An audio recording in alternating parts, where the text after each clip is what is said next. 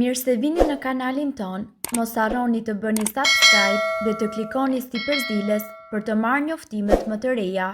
Faleminderit! Keni bark të fryrë dhe të fortë, ja çfarë shkakton dhe si ta trajtoni. Ndjeni fryrje të barkut dhe këto pije të shijshme do t'ju ndihmojnë të shpëtoni një herë mirë nga ky problem bezdisës. Majdanoz, fara kopri dhe limon.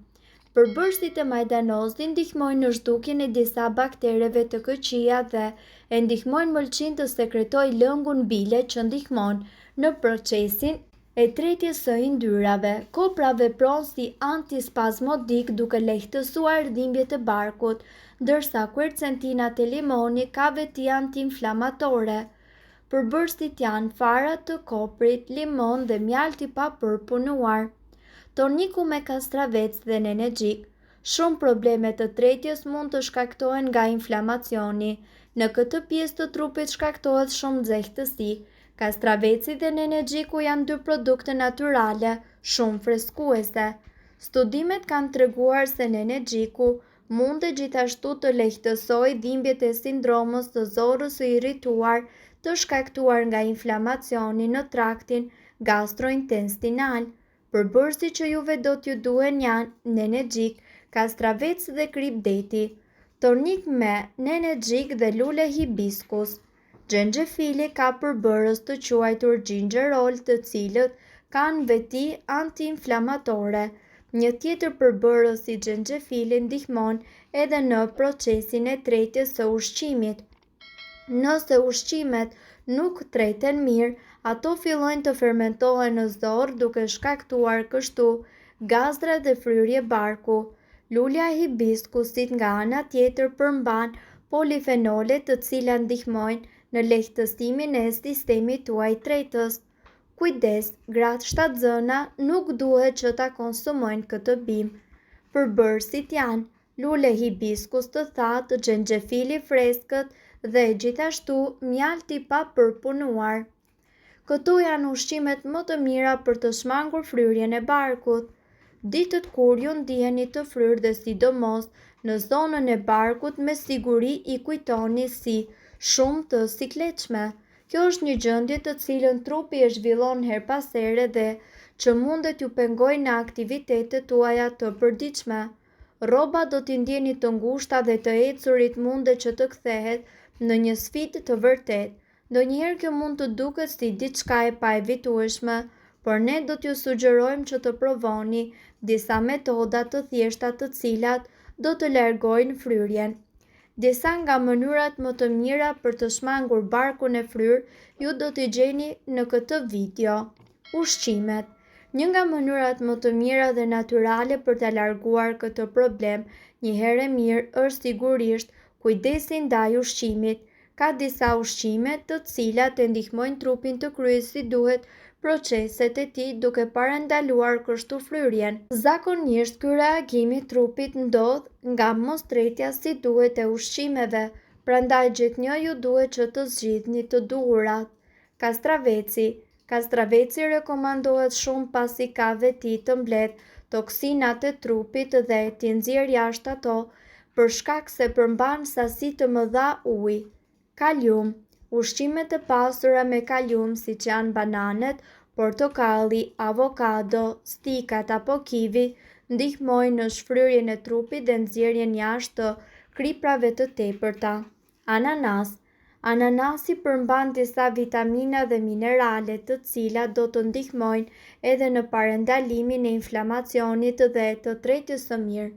Probiotikët. Probiotikët të cilët gjenden tek kosi, qumshti apo djathi ndihmojnë tretjen e mirë dhe nxjerrjes jashtë trupit të toksinave të këqija.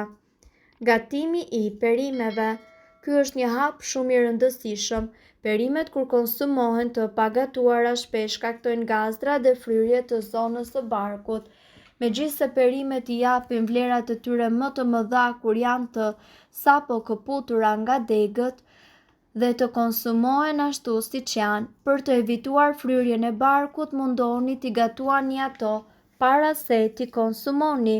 Kjo e mesme e arë do t'ju ndihmoj ju që të keni një barkë më të sheshtë dhe gjithashtu nga ana tjetër të shpëtoni nga fryrja. Konsumoni shumë erëza. Fusni shumë erëza në dietën tuaj të përditshme pasi ato do të ndihmojnë tretjen e mirë duke parandaluar fryrjen. Këtu përfshihet xhinxheri, kanella, borziloku, rigoni, nenexhiku, rozmarina apo kopra. Përdorini këto erëza si zakonisht në vaktet apo ushqimet tuaja për të përfituar një barkë të sheshtë dhe më shumë shije. Mund të zgjidhni të bëni dhe ndonjë çaj tjetër bimor me këto erëza sipas dëshirës tuaj. Përmendim këtu çajin me xhinxher apo atë me nenexhik. Shmangni ushqimet problematike. Ka disa ushqime të caktuara të cilat njihen për efektet e tyre anësore që i shkaktojnë organizmit. Një ndër to është edhe fryrja e barkut. Megjithëse mund të jenë të shëndetshme, shumë fruta apo perime pasi shkaktojnë vështirësi në tretje. Këtu përmendim brokolin, lule lakrën, bishtajoret, mollët, dardhat apo edhe pjeshkët. Bëni kujdes me ushqimet e skuqura, të konservuarat apo të procesuarat, pasi jo vetëm që ndikojnë keq në sistemin tretës, por ju bëjnë edhe që të shtoni në peshë. Fryrja e stomakut është vërtet irrituese dhe e bezdisshme, veçanërisht nëse ju ndodh shpesh pas ngrënies. Zakonisht këto probleme janë të padëmshme, por në disa raste munden që të jenë simptom e ndonjë sëmundje të fshehur. Çaji i nenexhikut. Çaji i nenexhikut e qetëson stomakun dhe largon fryrjet. Duhet ta pini në darkë për të ngadalësuar trazirat në stomak. Për një filxhan me çaj juve ju nevojitet 7 deri në 10 gjethe nenexhiku dhe 250 ml ujë. Nëse dëshironi mundet të shtoni mjalt ose limon. Në disa raste të tjera mundet të shtoni edhe akull. Xhenxhefil. Çaji me xhenxhefil, mjalt dhe gjithashtu limon është shumë i mirë kundër gazrave dhe fryrjes në stomak. Përbërësit e xhenxhefilit kanë aftësinë të qetësojnë zorrën dhe gjithashtu të largojnë çdo inflamacion të mundshëm.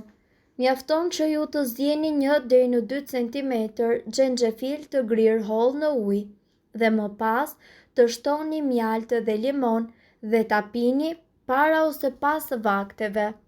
Çaji i kamomilit. Çaji i kamomilit është i dobishëm kundër fryrjeve dhe problemeve me tretjen dhe urthin. Çajin ju mund ta shoqëroni dhe me mjalt ose lëng limoni. Për një filxhan me çaj juve ju nevojitet një lugë çaj kamomili thatë dhe 250 ml ujë. Kungulli. Shpesh fryrjet shkaktohen nga fibra e tepërt në stomak dhe në zorë. Kungulli i verdhë është shumë i mirë kundër këtij problemi sepse eliminon fryrjet. Hani një filxhan me kungull të zier ose të pjekur gjatë një vakti për të mos pasur fryrje. Ujë me limon. Uji me limon është shumë i mirë për shpërbërjen e duhur të ushqimit. Sipas informacioneve, uji pastron sistemin, ndërsa limoni do të përmirësojë tretjen tuaj një herë mirë. Ujin me limon ju mundet që ta pini sapo të zgjoheni për të patur një fillim sa më të mbarë të ditës.